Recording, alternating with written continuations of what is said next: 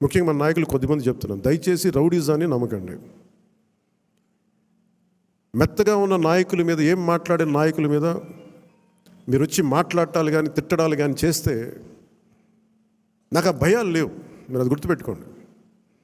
YCP లాంటి ఒక గుండా పార్టీని ఎదుర్కొని వచ్చిన వాడిని మీరు నన్ను బెదిరించగలరా? మీరు ఆలోచించండి. కొంచెం లోతుగా మీరు అధ్యయనం చేయాలి దాన్ని. ఎందుకంటే మాటకు కావాల్సిన సంస్కారం కావాలి. ఇక్కడ మీరు కూర్చోబెట్టి బెదిరించేసి సామాజిక మాధ్యమంలో మన నాయకులు మీరే తిడతా ఉంటే నేను మిమ్మల్ని వదులుకోవడానికి సిద్ధంగా ఉంటాను, గుర్తుపెట్టుకోండి.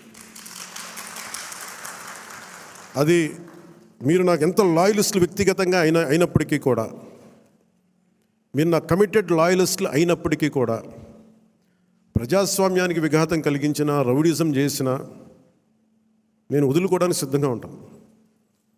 దయచేసి దీన్ని మీరు మంచి మనసుతో అర్థం చేసుకోండి.